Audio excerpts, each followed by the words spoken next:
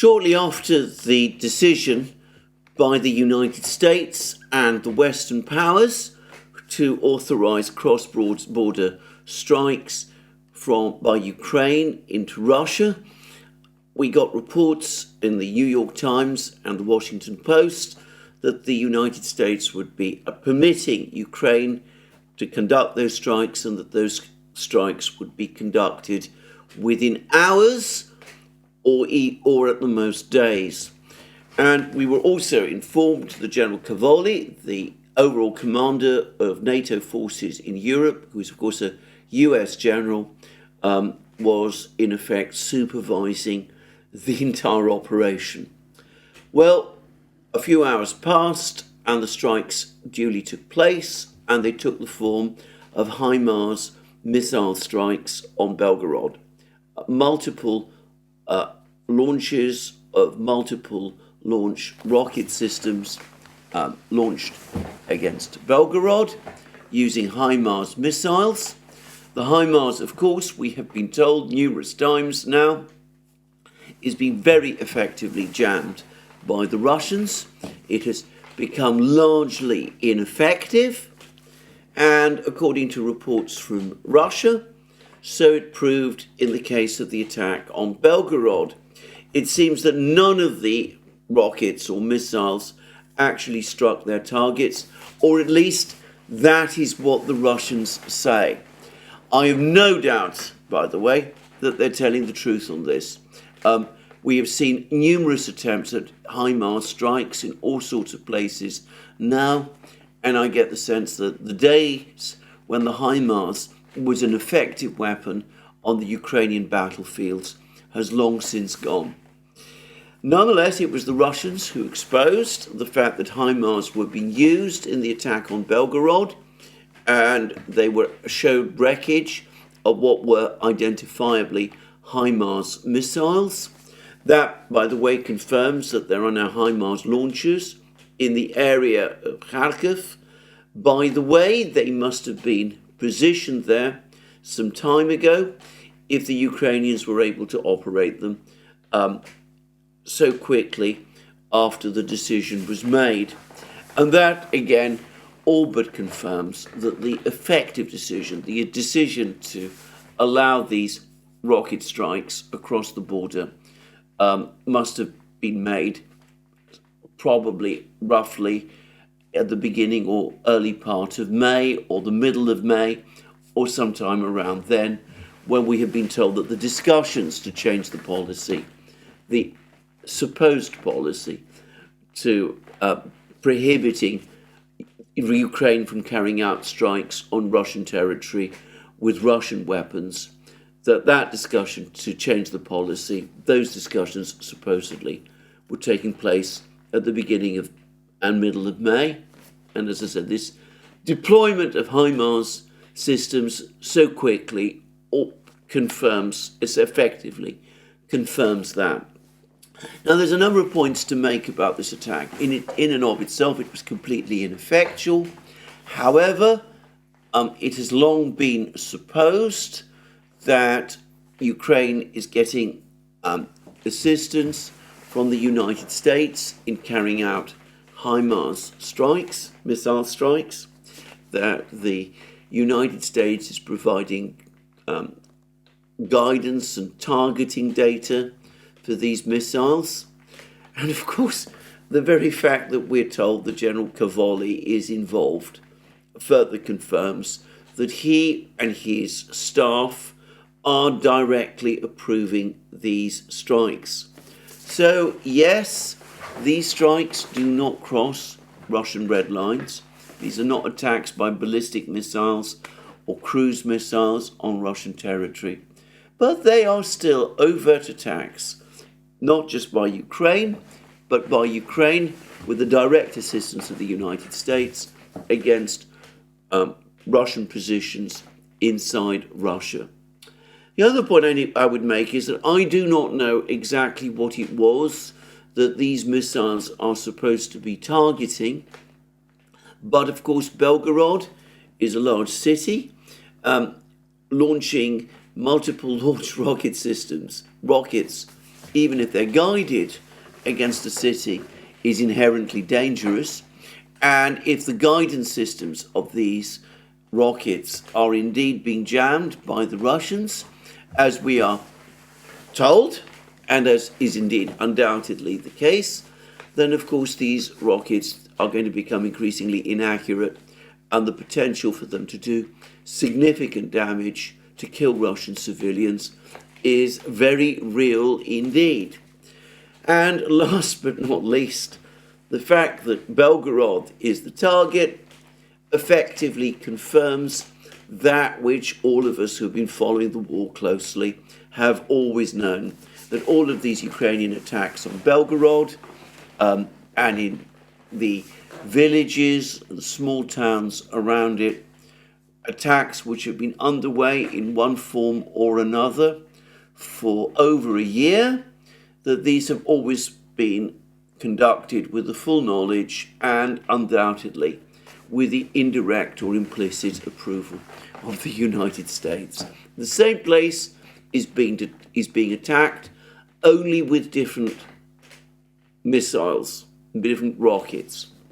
There is even a part of me which wonders whether one of the reasons for the change of policy is the fact that with the annihilation by the Russians of Ukraine's arsenal of Czech vampire multiple launch rocket systems, Ukraine ran out of multiple launch rocket systems with which to conduct its missile strikes on its rocket strikes, its indiscriminate rocket strikes on Belgorod.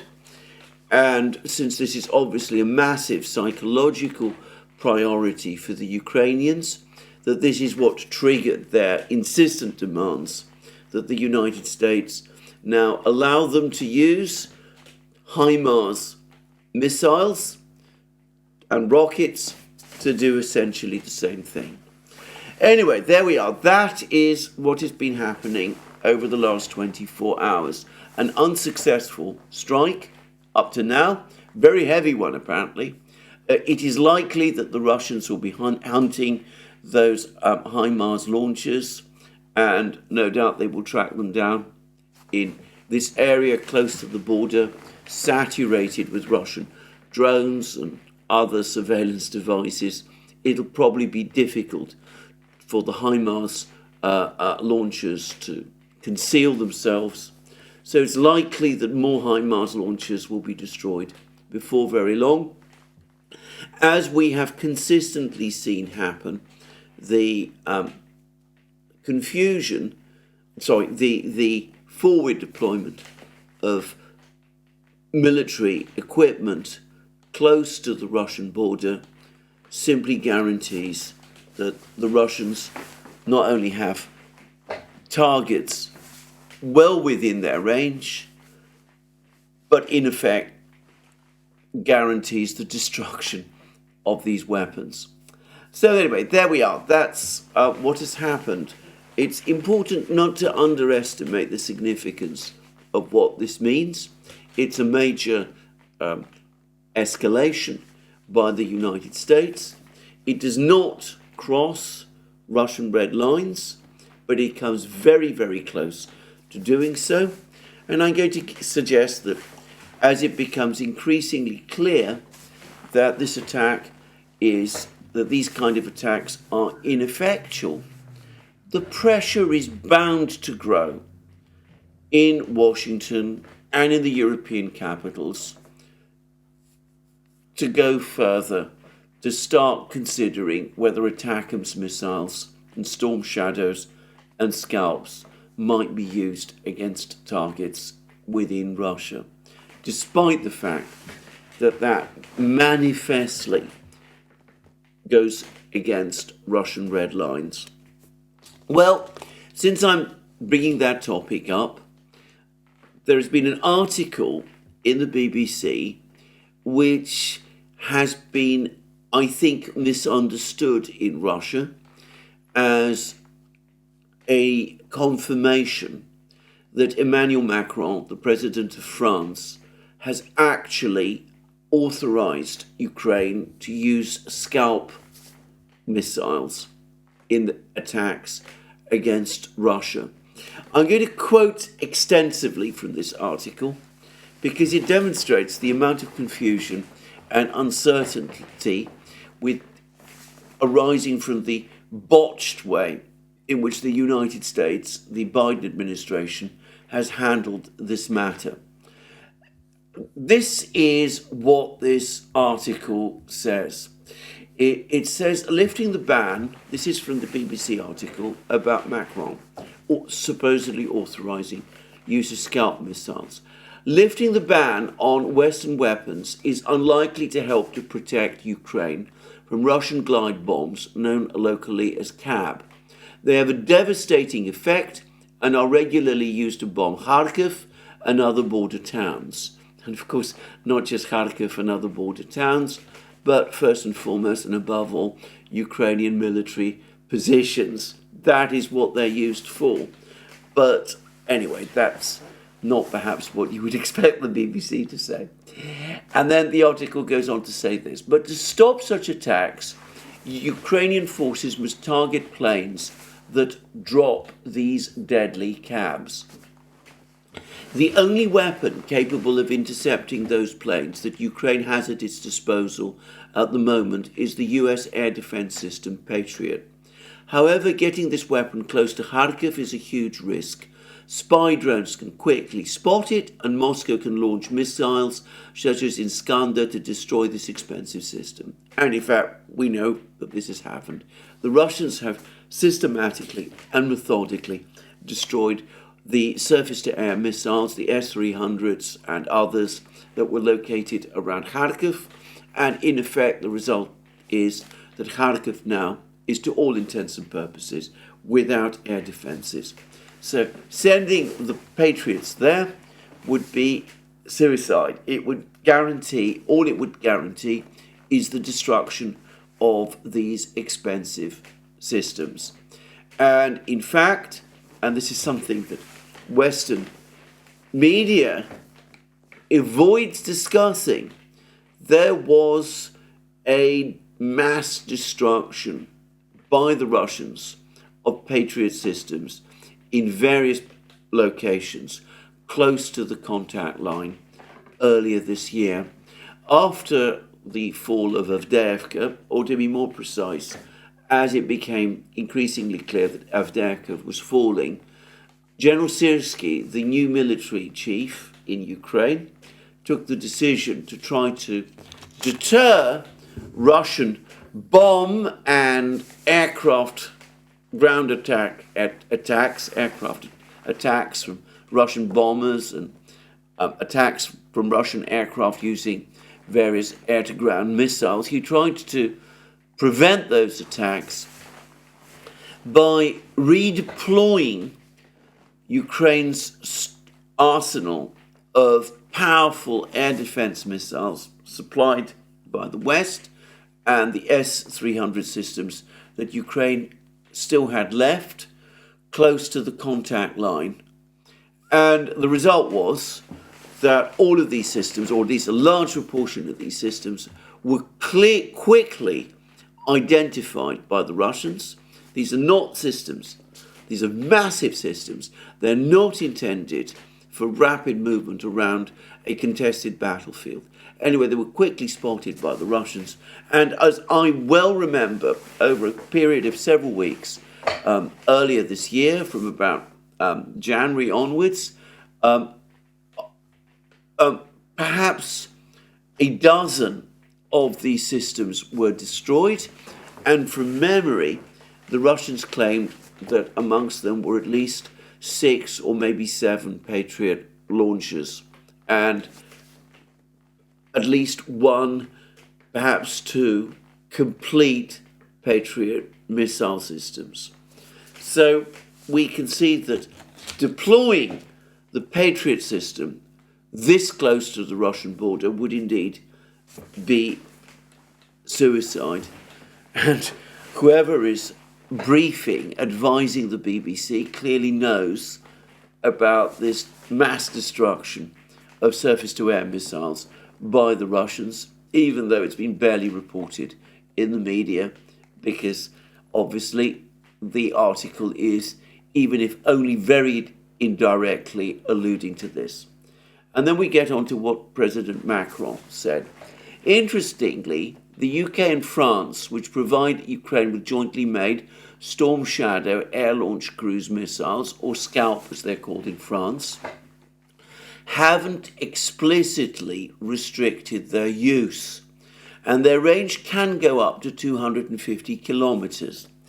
In fact, French President Emmanuel Macron told journalists last week, and this happened, by the way, over the course of a press conference in Germany, in the presence of German Chancellor Olaf Scholz.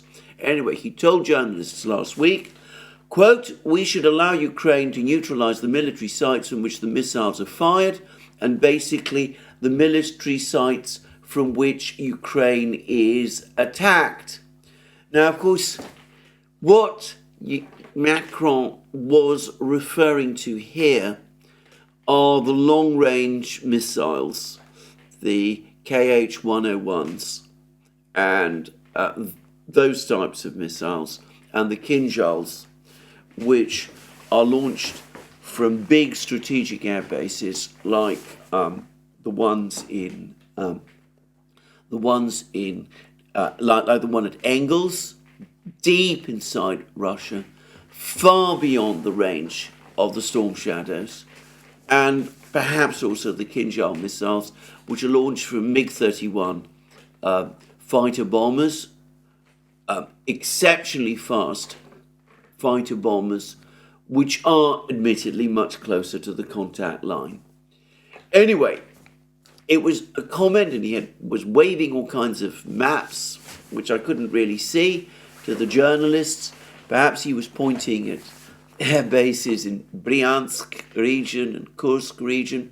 But it's important to stress that the big strategic bombers that launched the missiles, the major missiles, the KH-101s and the KH-22s and those kinds of missiles, don't operate from these forward bases. Perhaps the MiG-31s do, but anyway, that's a different story. Anyway, then the BBC article says, and such rhetoric, and they admit it's rhetoric from Macron, is seen as permission to use Storm Shadows, Scalps, a military aviation officer who prefers to remain anonymous, told the BBC. I'm going to make a guess that this officer is British, and I suspect that he's heavily briefed the BBC, and that it is largely his input that explains the knowledge about the state of the air battle that we see in this article. Well, and then we're told that he said this. So, he says, Ukraine can now hit airfields in the Kursk and Belgorod regions that border Ukraine.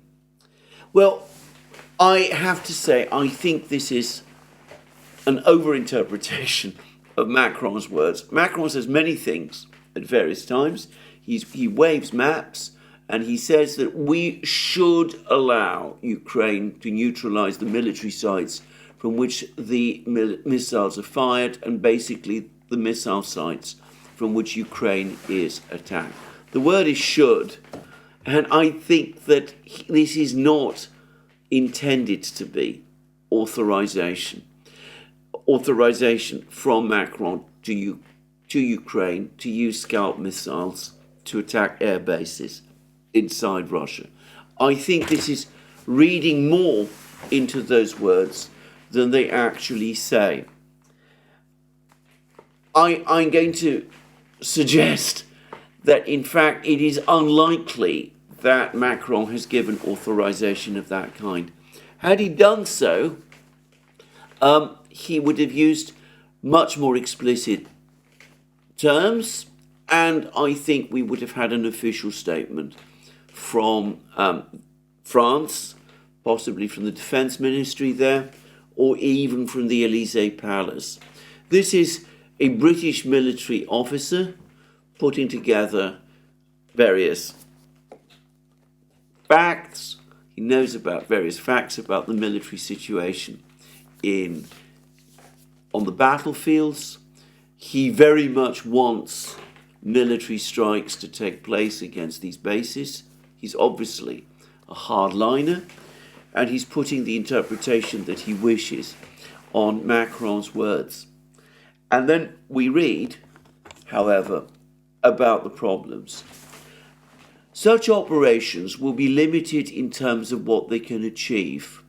Ukrainian Sukhoi 24s that are equipped with these cruise missiles, that's to say Storm Shadows and Scalps, will have to get close to the Russian border in order to launch them, which makes them vulnerable to Russian air defense systems.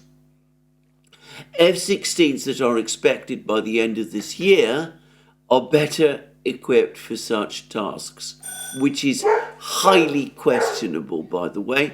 I strongly doubt it. In fact, my guess is that the opposite is true. But anyway, to continue. But President Zelensky admits that it's still not clear whether Ukraine's partners will allow these jets to be used to attack targets in Russia. And in fact, the Belgian government has just made it clear that they have not provided that kind of permission to Ukraine. In fact, they've said that Ukraine cannot use Belgium-provided F-16s to attack targets inside Russia. So anyway, there we go. It seems to me that some people want to construe Macron's words as authorizing the attacks on Russia with Storm Shadow and Scalp missiles. But I don't think that is in fact what he said or intended to say. I think he was participating in a debate, trying to get the Americans to go further than they were prepared to go. And for the record, I do not believe that France or Britain are prepared for the moment to go beyond the lines that the United States has set. If the United States is not prepared to launch cruise missile attacks on Russia with ATACMS missiles, I don't think France or Britain would be prepared to do that. I think that they would not want to invite a Russian retaliation against themselves unless they were absolutely sure on this issue that they had the full support of the United States, and that support clearly, for the moment at least, is not coming. And of course the French and the British know that the Russians are threatening retaliation because the Russians have told them as much. They called in the French and British ambassadors about 3 weeks ago, and they gave them precisely that warning. So I don't think that this is what Macron meant. I don't think this is what immediately is going to happen. And as the BBC admits, the capability to do this really simply isn't there. There are very few Sukhoi 24s able to operate Storm Shadows and Scalp missiles in Ukraine. Sending them so close to the Russian border where they could launch these missiles would all but guarantee their destruction. I don't think Ukraine is prepared to take that risk. I don't think the British and the French really have any plan to do that either. But the operative word in all that I have said is think. I don't know what Macron is privately telling the Ukrainians. I don't know what instruction he is giving to the Ukrainians or to his own people, or what he's saying to the Americans or to the British, because of course this whole topic, this whole issue has been made unbelievably and dangerously murky. Now, Eve Smith of Naked Capitalism, outstanding writer in herself about all aspects relating to the Ukrainian war and many other issues as well, has passed on to me this extremely important article by Ken Klippenstein. And in it, Ken Klippenstein, in my opinion, puts the points extremely well. He explains that this extraordinary secrecy that has been followed by the Biden administration on this whole topic of deploying or operating cruise missiles in attacks against Russia is extremely dangerous.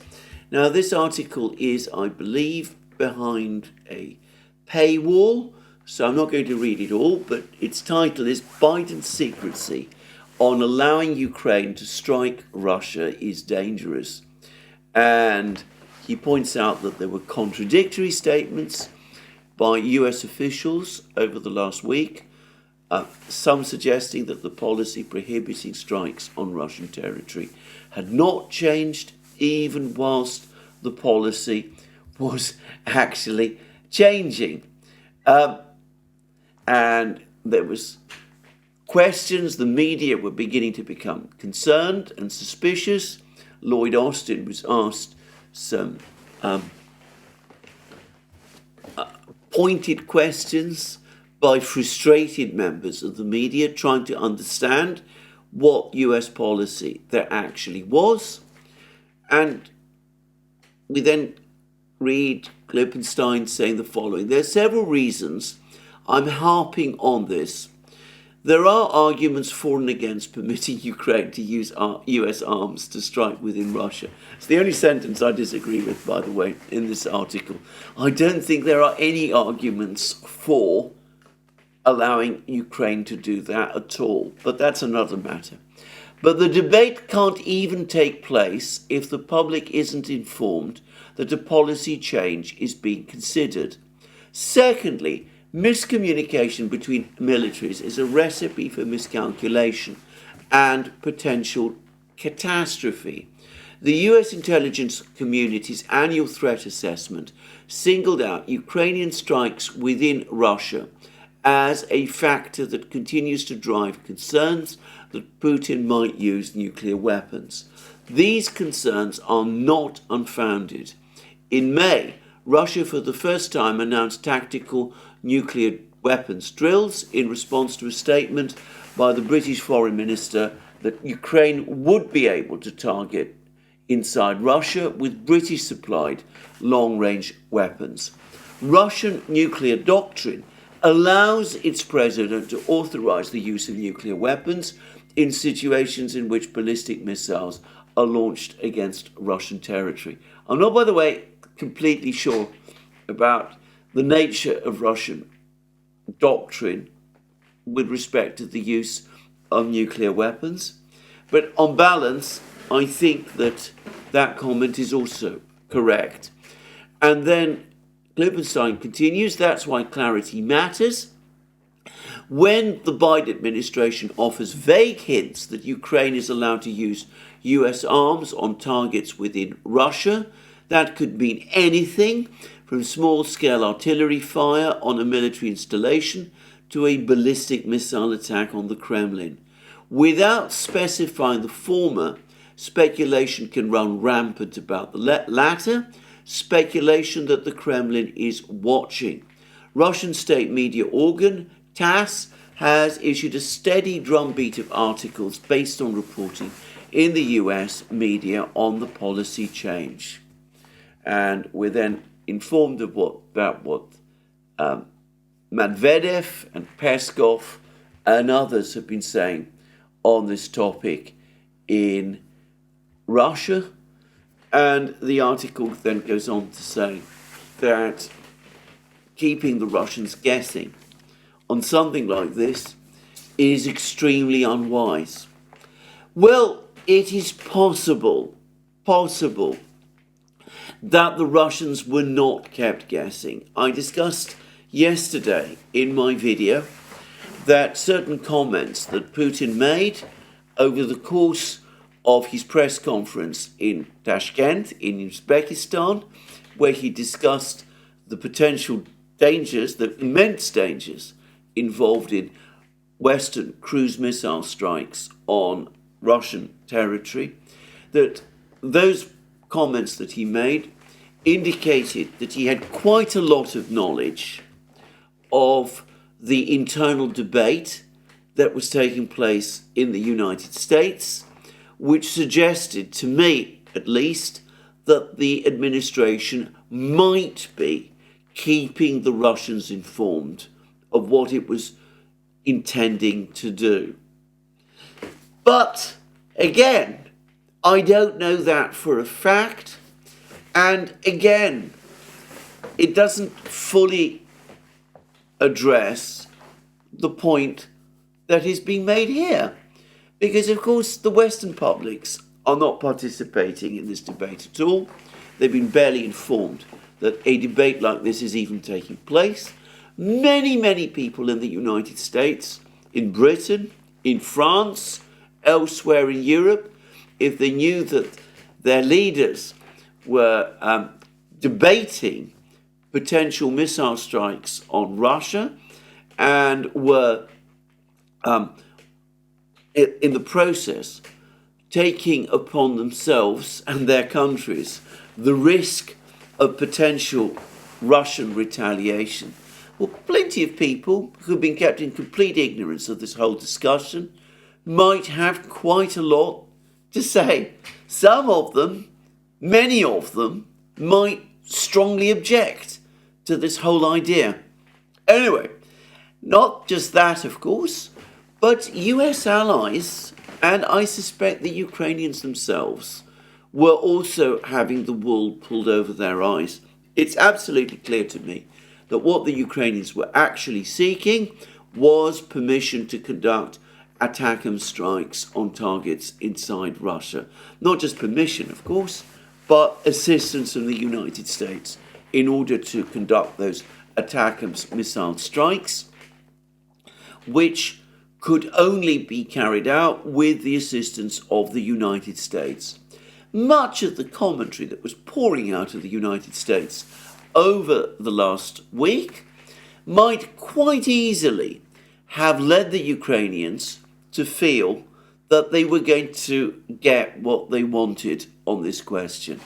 The latest reports that are appearing in the US media say that Zelensky and his officials, far from being happy at the change in policy that has taken place, are on the contrary disappointed and angry that it has only limited them to cross-border strikes in the immediate area of the border, and that it prevents them from using ATACMS missiles and other longer-range missiles to launch attacks deeper inside Russia. And already, Zelensky, of course, is publicly agitating for this change in policy. If the United States had been clearer, it then made it clear right from the outset that the whole idea of launching long-range missile strikes by Ukraine against targets deep inside Russia is simply not conceivable or acceptable. It's not even a fit or proper topic for discussion. Then the Ukrainians might have understood what was really being talked about. And then, of course, we have the United States' own allies, the British and the French. It's not clear exactly what they were told and what they knew. Other US allies in Europe do not seem to have been informed or kept properly informed at all.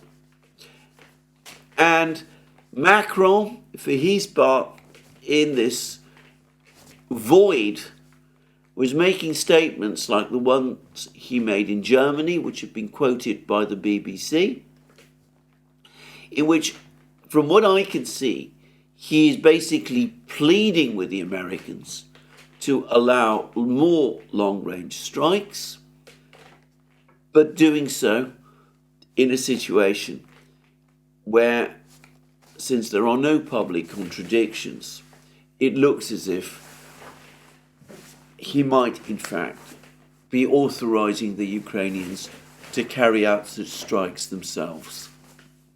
Anyway, this has been a very badly ill-judged affair. We already see, as I said, attacks, rocket and missile attacks against Russian territory using HIMARS missiles. There's a real possibility that something could go horribly wrong.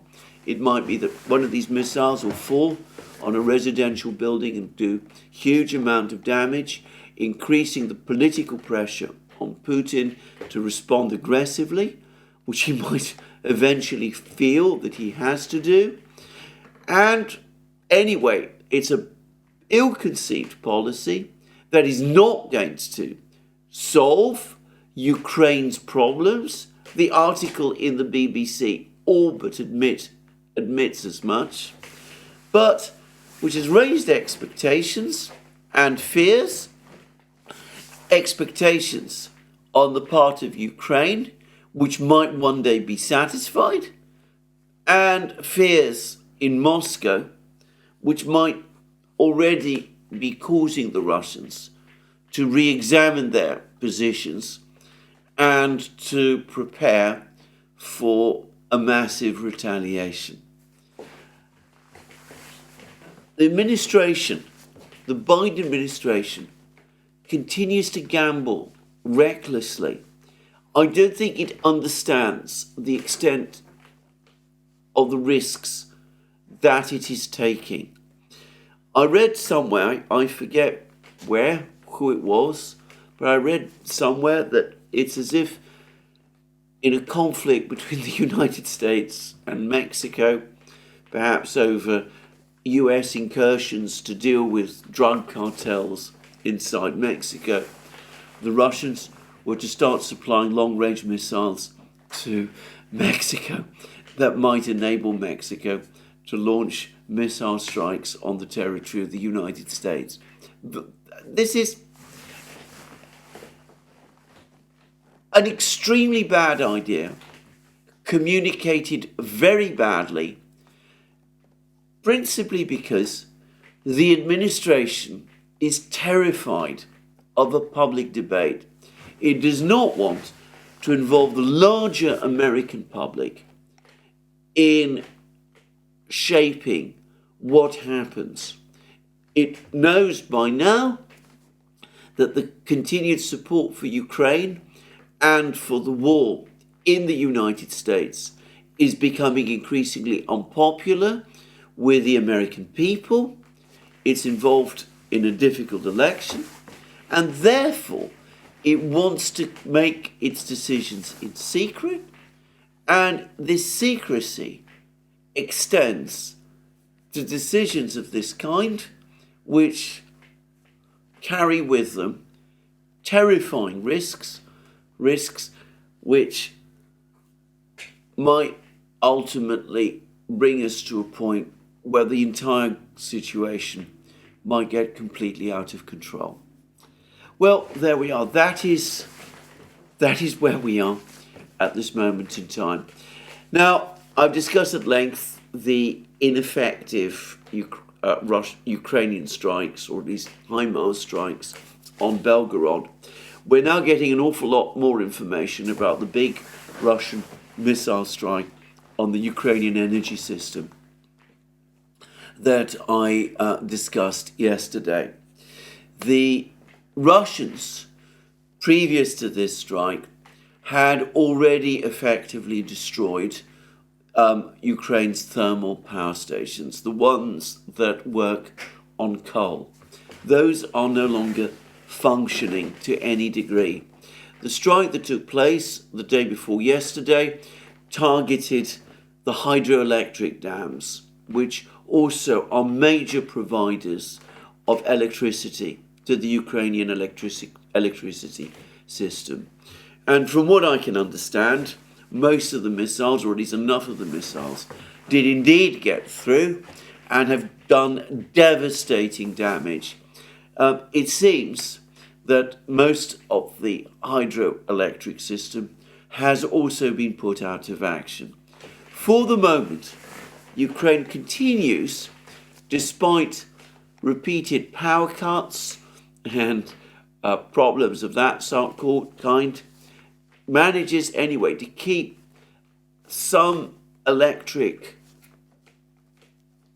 power circulating through the country through a combination of electric power provided by Ukraine's nuclear power stations and also through imports of electricity from the West. One consequence, however, is that the price of electricity is going to rise. Apparently, it's scheduled to rise by 1.6%, something with 1.6 times, almost double, in other words, in which case, of course, that will put further upward pressure on the already high inflation rates within Ukraine itself. So, a devastating Russian missile strike. By comparison, the HIMARS strike on Belgorod, though of immense political significance, does not appear to have been in any way a success. Now, on the battlefields, we're getting more and more critical news for Ukraine. And perhaps the most alarming news for Ukrainian officials is about what is happening near Chasov Yar. Now, a film has appeared, produced by the Ukrainians themselves, which shows Russian troops operating west of the aqueduct. I have seen this film. It shows a Russian armoured vehicle, an armoured personnel carrier, trundling along a road which passes through a place where the aqueduct goes underground. You can actually see, by the way, sections of the aqueduct in the film, and it confirms to me that it is indeed an aqueduct rather than a canal. Anyway, the Russian troops, the Russian armoured personnel carrier, crosses the aqueduct. The troops disembark, entrench themselves, occupy several trenches, and the armoured personnel carrier drives off to the northwest. Now, the military summary channel was saying that the Ukrainians have claimed that this incursion, it was the Ukrainians who provided this film, that these troops and this armoured personnel carrier made a mistake, that they took the wrong turn, that they didn't land where they were intended to land, and that the armoured personnel carrier was lost. I have to say that is not at all my impression looking at the film. The Russian troops, when they disembark, seem to know exactly where to go and where the trenches are that they need to occupy. The fact that the armoured personnel carrier doesn't retreat back across the aqueduct, but stays on the western side of the aqueduct and then drives north towards the northwest, I think is consistent with the analysis that the military summary channel has given, that the Russian bridgehead northwest of the canal is actually much more extensive than the Ukrainians for the moment want to admit. Now, the fact that the Russians have been able to cross the canal, the aqueduct in this area, which, to be clear, is on the northern flank of Chasov Yar, must confirm that the Russians are either in complete occupation of the village of Kalinina to the northwest of Chasov Yar, or have occupied the greater part of it. I cannot see how a armoured personnel carrier would be able to move in this direction, cross the aqueduct in this kind of way, if there was still if the Ukrainians were still in full control of Kalinina.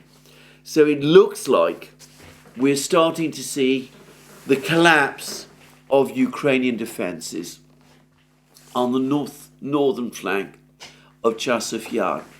This comes at the same time as there have been multiple reports that the Russians have established a significant bridgehead on the southern flank of Chasov Yar, also beyond the aqueduct.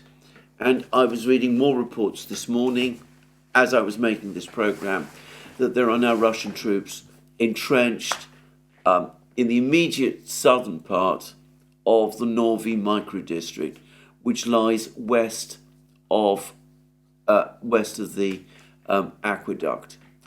And, well, fighting obviously continues in the micro-district, which is east of the aqueduct. Again, there's apparently been more film, which appears to confirm that the Russians control now a significant part of this micro-district. I am not going to try and guess how much, but it seems to me that the pincers around Chasov Yar are now forming. We have a long way to go before this battle ends. The major attacks on the part of Chasov Yar that lies to the west of the aqueduct has still not come, but the Russians are starting to establish positions both on the northern and southern flanks, and before long, once they've fully captured the micro-district, they will be on the east of Chasov Yar as well. They will have taken, in other words, Chasov Yar, or they will be establishing around Chasov Yar a kind of semicircle. Now this repeats the pattern of Bakhmut and Severodonetsk and Lysychansk, and it also repeats the pattern of Avdiivka.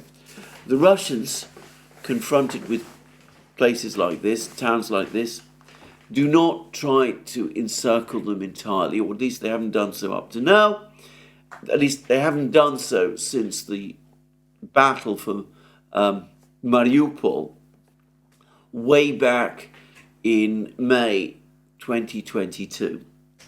But they tend instead to create a kind of semicircle around the besieged town, and then they launch a simultaneous attack on the town from multiple directions since the Battle of Avdiivka, combined with intense bombing.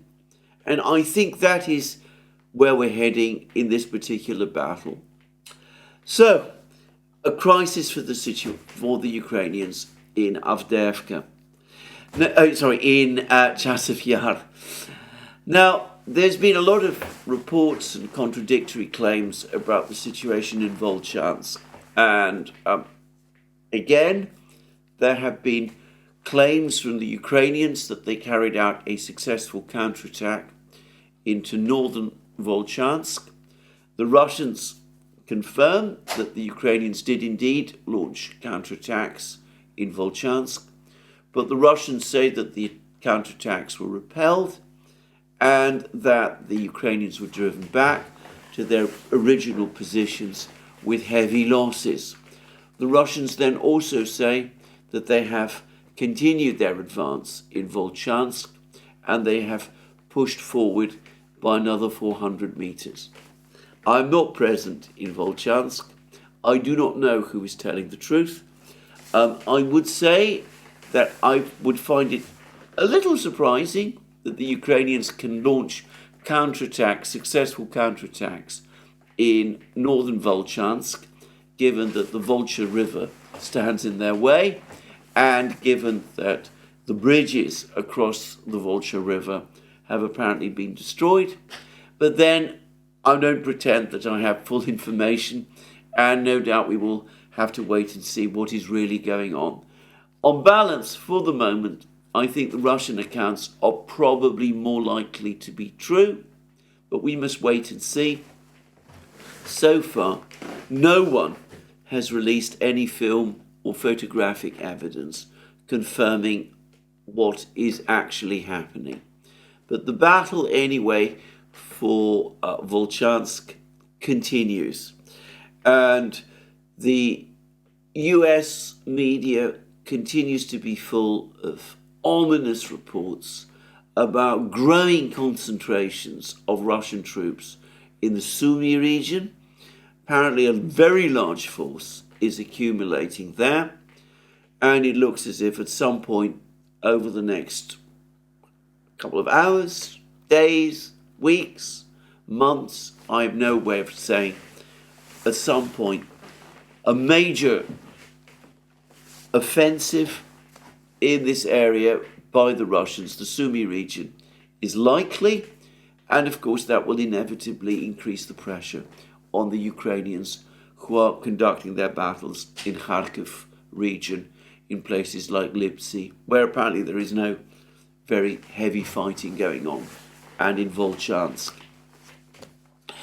Anyway, that's the situation on the north. The other place where the fighting continues to be very intense is in the Ocheretino, Avdiivka, Krasnogorovka area. Again, there have been reports that the Russians now are destroying various bridges along roads in the Krasnogorovka area, even as they advance on the remaining Ukrainian positions in Krasnogorovka. I get the sense that the objective of the Russians is either to actually complete the entrapment of the Ukrainian troops in Krasnogorovka, or perhaps to force those troops to break and retreat in the way that Ukrainian troops did in Lysychansk, Bakhmut, and Avdiivka as well. In other words, to force the Ukrainian soldiers to take the decisions into their own hands and, in effect, to disobey the orders that are coming from Kiev. So I think that is likely, but of course, again, I don't know. But elsewhere in this particular area, the Russians have now confirmed, the Russian Defense Ministry has confirmed that Umansky, the village that lies north of Netailovo and Yasnobrodovka, that Umansky is now fully under Russian control. The Russian Defense Ministry has confirmed this. At Netailovo, as I said, all of the reports from the battlefronts confirm that it is under Russian control also. And Yasnobrodovka, the other village, the one remaining village, the Russians haven't actually so far attacked it, from what I understand, but they are in the process of, in effect, encircling it. This village has been taken in a semicircle as well. Last but not least, and perhaps most important of all, we now have more film from the village of Novo Alexandrovka to the northwest of Ocheretino. That not only confirms the Russian presence, the presence of Russian troops inside this village, but it also appears to confirm that the Russians are making significant progress inside this village, and it's been suggested that they may control around 30 to 40% of it.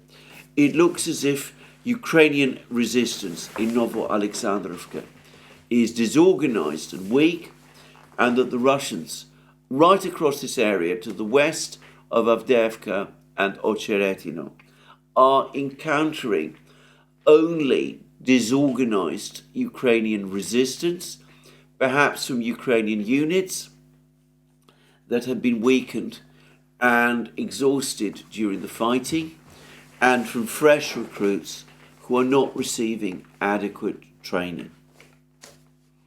Last but not least, the 79th Brigade of the Ukrainian Army, the force that defended Novomykhailovka and which has been fighting the Russians for Paraskovievka and Konstantinovka, these two other villages. Well, a couple of days ago, they were saying that the situation there had stabilized, that the Russians appeared to be have paused their attacks. That was about 3 days ago that they said that, a couple of days ago that they said that. Now they're telling a different story again. They say that Paraskovievka is indeed about to fall, that the Russians are now pushing hard, that unless something changes, in other words, unless reinforcements come, the 79th Brigade is going to lose Paraskovievka within 2 or 3 days. So we see that the pattern continues. The Russians continuing to advance right across the battlefronts. The Russians continuing to inflict terrifying losses on the Ukrainians right across the battlefronts.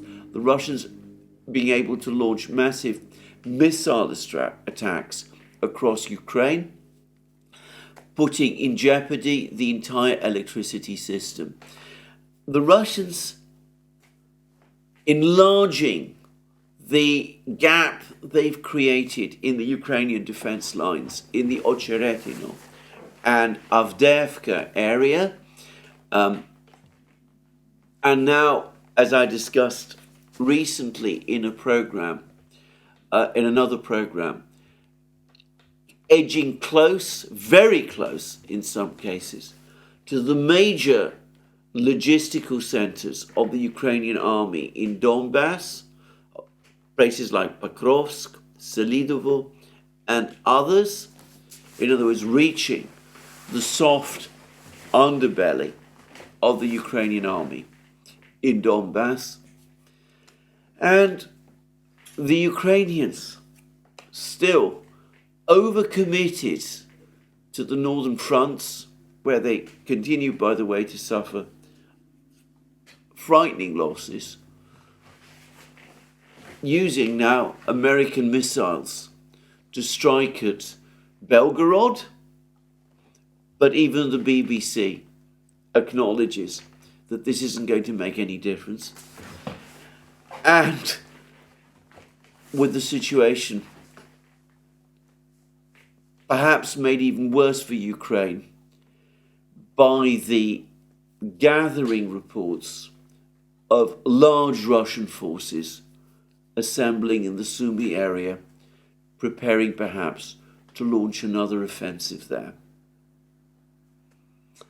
None of this looks at all good. The situation, in fact, looks very bad. As I said, far from the Russian offensive slowing down, it appears to be continuing to gain momentum. Now, we've had some interesting news about the state of the Russian economy. And the first thing to say is that the World Bank, the bank which, the institution which provides ratings for which are the world's largest economies, based on purchasing power parity, which is the only statistical measure of the size of economies that has any value, has suddenly upgraded the Russian economy. Now, last year, we were told that the Russian economy had overtaken Germany and that it had gone from 6th place in the world on a purchasing power parity basis to 5th place in the world. It was just ahead of Germany, though not by a huge amount. And various Russian officials were telling Putin that the next objective would be to overtake Japan and to establish Russia as the world's fourth largest economy on a purchasing power parity basis. And Putin then announced that that should be, in fact, an objective. He actually set that as a target. Well, the World Bank now tells us that that has already happened. In fact, it happened at some point between 2017 and 2021.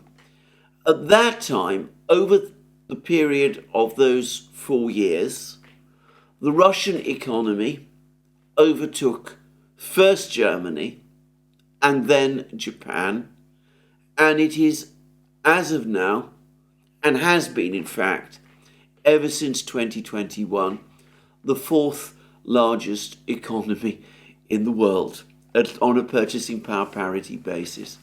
Behind the three giants, China, the United States, and India. And we're told that Russian GDP at purchasing power parity in 2021 was $5.7 trillion. Japan's was $5.6 trillion. Germany's was $5.2 trillion.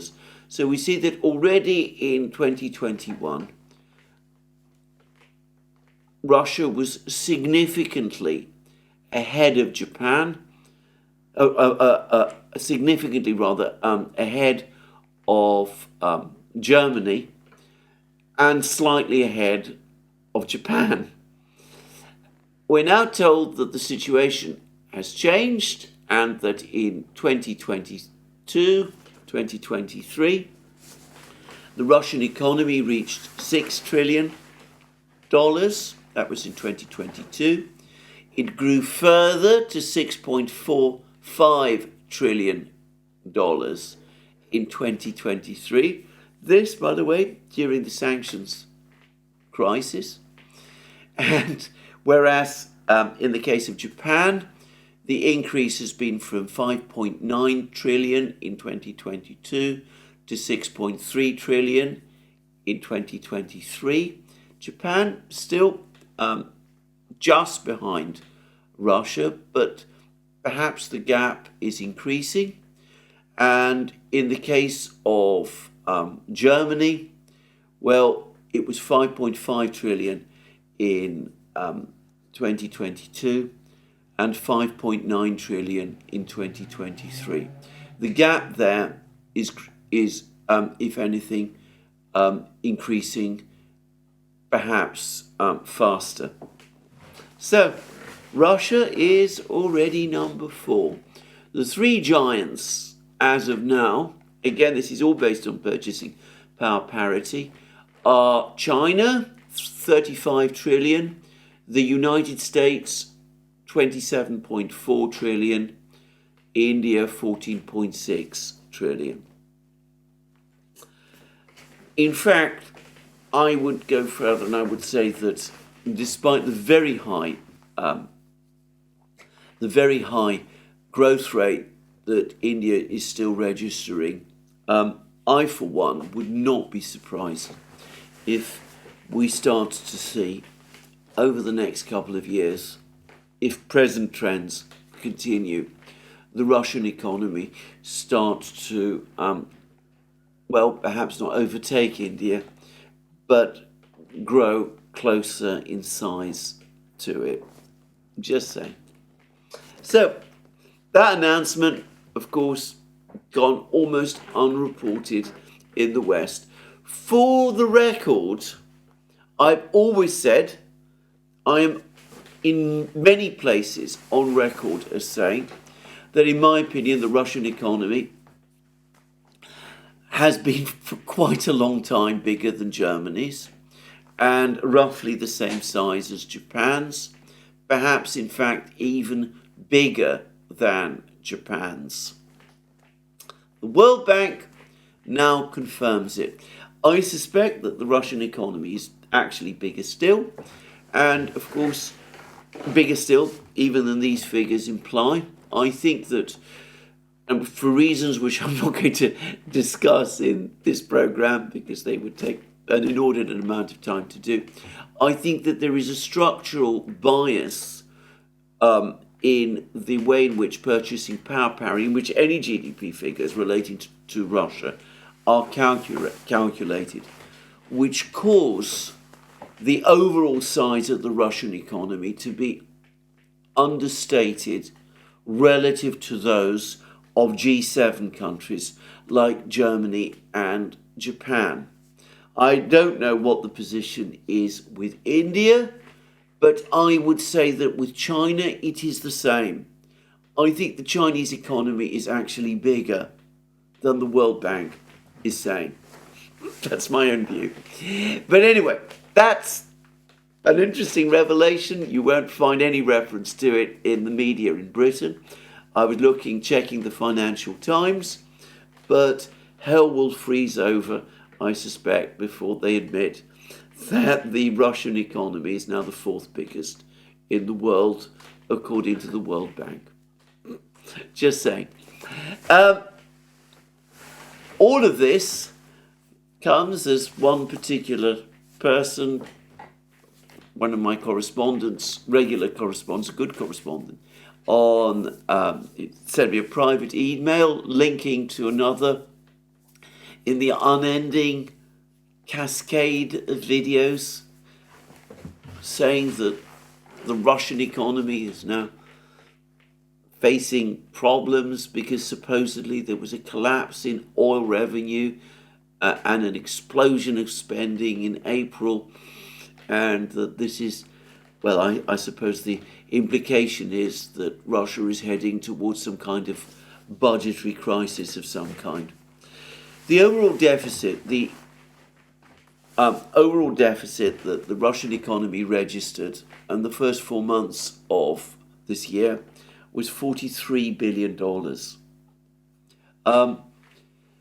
An economy which is $6.45 trillion in size is not going to have any problems covering a deficit of that size.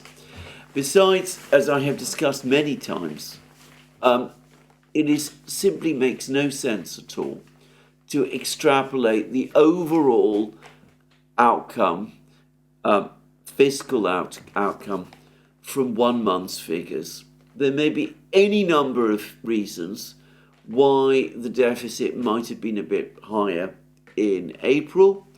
My guess, by the way, is that it might be connected to the recent hardening of the ruble, which will have lowered the value of oil receipts paid by the oil companies to the Russian budget, or might have done.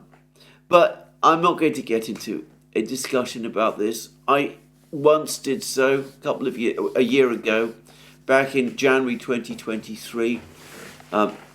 Russia recorded a budget deficit of $25 billion. I remember it appeared, there were articles about it in the Financial Times, in Bloomberg. All sorts of people were predicting a fiscal crisis. Some of this debate finally reached Russia itself. The Russian finance minister, Anton Siluanov, said, no, that's not going to happen. Our deficit is going to be less than 2% of GDP for the whole year. And he turned out to be absolutely right. In fact, it was less than 2% of GDP for the whole year, which was fully in line with the finance ministry's plan. In fact, just a couple of days ago, the finance ministry was saying that receipts from the non-oil and gas sector of the economy were now running so strongly in Russia that the government might decide to adjust its budget plan for this year to allow for extra spending because income was likely to turn out to be, over the year as a whole, greater than expected. Anyway, the key take is not that there's been a slight widening of the deficit in 1 month out of 12 in the year. It is, as I said, that the Russian economy is turning out to be much bigger than many people had assumed. And, well, as I said, I've always said so. Since we're talking about economic matters, Russian economic matters, I would say that the Russian government and I believe the Russian parliament have now basically signed off on a decision to introduce a progressive tax system into Russia. After Putin became president, a major tax reform was enacted whereby Russia introduced a 13% flat rate tax. Now that was done in the early 2000s, basically to counter massive tax evasion. People at the richer end of the social scale in Russia found all sorts of intricate ways of avoiding taxes, often involving non-disclosure. And as I well remember at that time, Putin's economic team, led by Alexei Kudrin and German Gref, said that in order to try and get into a position where people like that, the rich in Russia, stop paying taxes, let's end all ideas for the moment of having a progressive tax system, and let's introduce the 13% flat rate tax. Now that particular tax rate, 13%, in fact, brings us back to the level of taxes, brought Russia back to the income tax rate that actually existed in the Soviet Union, and which I believe was first introduced by none other than Joseph Stalin. I'm not absolutely sure about that, but that was certainly the tax rate in the Soviet Union in the later years of its existence. So that was when the flat rate was introduced in Russia in the early 2000s. The government, I think, always intended, as soon as it could, to reintroduce a progressive tax system. And I think they've now decided that the moment has come when they can do it. And the reason is because the economy has now matured to the point where people are more willing to pay their taxes, where the government's data collection systems have now advanced to the point where the Russian government is very well informed indeed about cash flows and cash movements across the economy, and can keep track on them, making it much more difficult than before to engage in tax evasion and avoidance and income concealment. Remember that all financial transactions in Russia now no longer take place using Russia's own interbank messaging system. They no longer take place using SWIFT. So the Russian central bank can keep track of financial movements, even the smallest financial movements in Russia. And the finance ministry and the tax service also have extremely sophisticated systems now for keeping track on not just finance movements, money movements, but even on price movements inside the Russian economy. In that respect, the Russian economy has perhaps the best data systems in the world. Anyway, that's a big topic which I'm going to perhaps return to someday. But anyway, I think they feel that they have the level of knowledge now so that mass tax evasion, such as used to happen in the 90s and early 2000s, is no longer possible. And I think the third factor that has decided them to do it now is the sanctions. And the sanctions have made Russian business people and the super rich, the very rich people in Russia, less willing to take their money out of the country.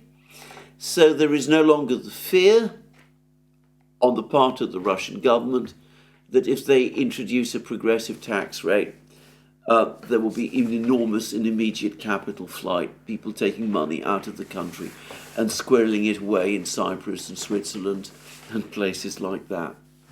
So they're now doing it. It's a progressive tax system which is going to leave the vast bulk of the population unaffected. I believe that the 95% of the population will continue to pay the 13% tax.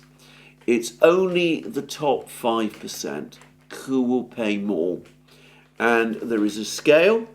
I believe that at one level, the level is 15% now, and the top rate of tax for very high earners is 22%, which in Britain and the United States and in other countries, I suspect would still be seen as very low. Introduction of this tax reform will strengthen the Russian budget still further and will, by the way, reduce further the dependence of the Russian budget on oil and gas receipts.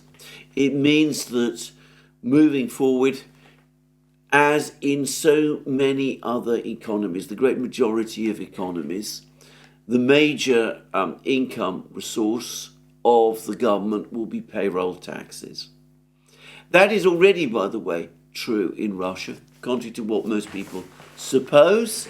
If one looks at Russia's consolidated budget, the one that incorporates both the federal budget and the wider budget of the various regional governments, one finds that it is in fact payroll taxes that is by a significant margin the biggest item in the government's tax take.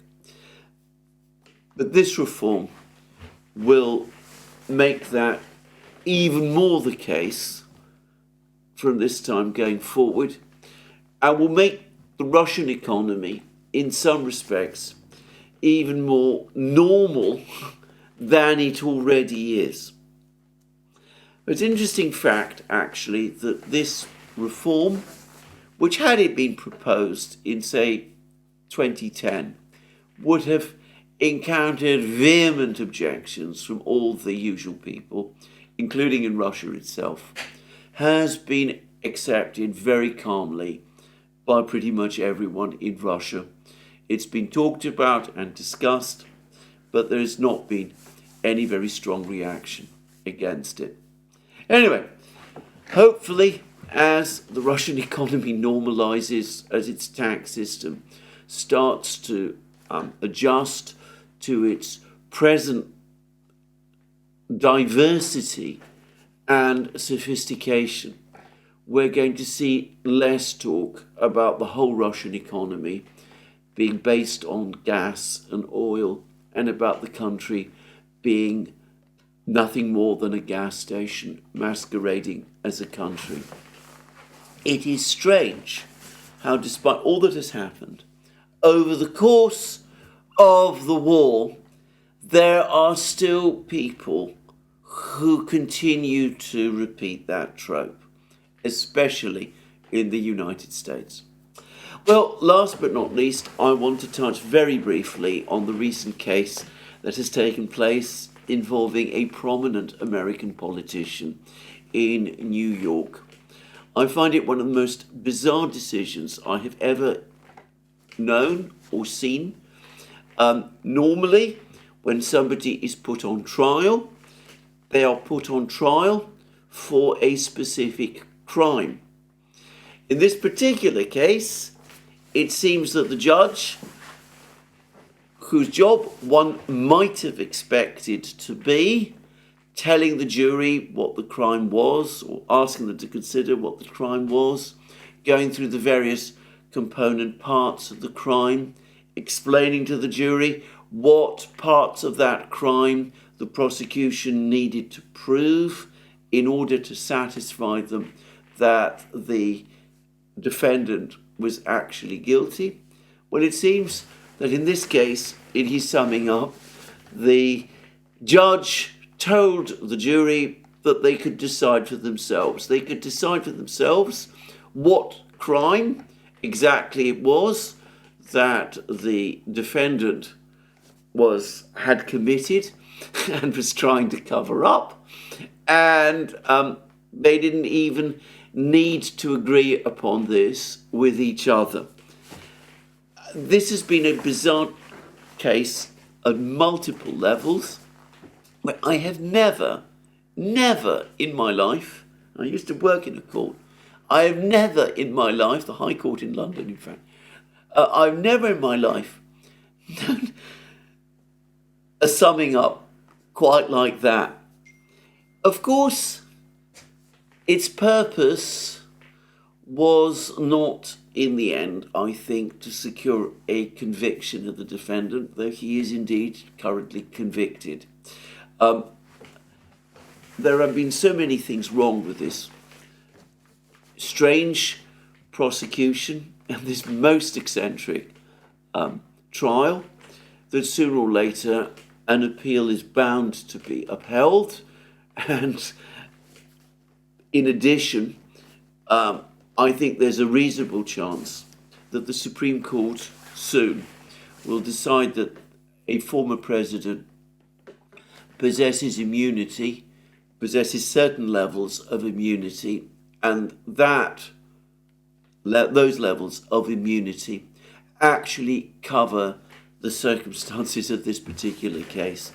In fact, I'm going to say that this case that has just happened, is probably going to tilt the Supreme Court even further in the direction of what was likely to be their decision anyway, that presidents and former presidents were entitled to some level of immunity to protect them from these sort of prosecutions. Anyway, there we go. I don't think it is intended, however, to just for this purpose to secure a conviction, even though many people in the United States and outside are delighted that a conviction took place. But as I said, I'm sure it will be set aside. I think the purpose ultimately was to disrupt the president's campaign. It's been suggested to me that in an email, I'm not going to disclose the person unless this person agrees. I've passed on information this person has provided before, and I've identified this person, but on this occasion I'm not going to, because I don't have this person's permission. But anyway, it's been suggested to me that the purpose is more likely to impose upon the defendant a sentence that is going to limit or restrict his ability to campaign in the forthcoming election, right up to the point when the appeal is finally decided. And of course, as this person pointed out, appeal processes in the United States can be very lengthy indeed. I think that is the plan. I think that plan may succeed, except perhaps that it's possible that the courts including the appeal court, the relevant appeal court, and potentially the Supreme Court of the United States, might decide that this is such a disastrous precedent which has just been made, that some kind of order, either overturning the sentence or modifying it until the full appeal has been decided, must be made so as not to interfere in the political process. I think this is quite likely. Having thought about it, I think this is quite likely, actually. Anyway, what I will say is this is a disastrous thing that has just happened. The level of partisan tension in the United States is currently off the scale, and I should say that Americans need to remember the wise words of one of the American founders, I forget which one, who said that the United States was a republic of laws, not men. And in order for a republic, a democratic republic, to function properly, there has to be at least a good faith approach to the administration of the law. This has been breaking down in the United States to an increasing degree in the last few years. We've seen this ugly expression, lawfare, appear.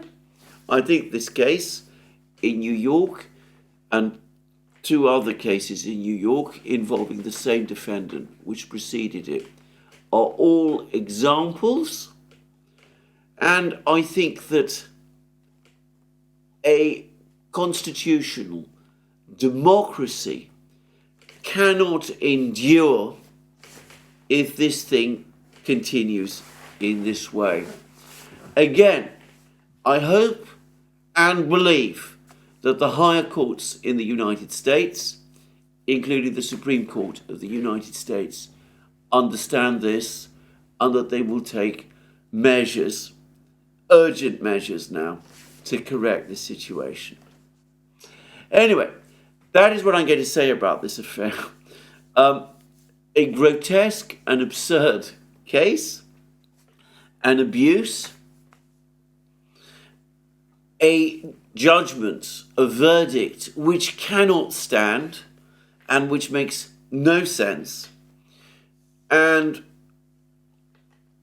a hope and expectation, as I said, that the higher courts will, for the sake of the integrity of the system, now step in and provide the urgent correction which is needed. Now, I have again spoken using very careful words. There are specific reasons for this in this case. Obviously, they relate to the sensitivity of certain of the platforms I'm using, but I have been given further reasons to choose my words extremely carefully in this particular case. I don't like doing it. I don't like engaging in elliptical language or indirect speech. We all know whom I'm talking about and what the case is I'm talking about, and using this kind of language is absurd, but there it is. That's what I am forced to. I can only apologise and look forward to better days. Well, there we go. Thank you for joining me again today. This is where I'm going to finish today's video. More from me soon. Let me remind you again that you can find all our programs on our various platforms, Locals, Rumble and X.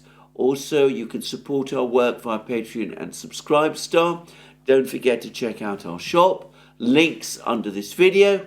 If you've liked this video, please remember to tick the like button and to check your subscription to this channel. That's me for today. More from me soon. Have a very good day.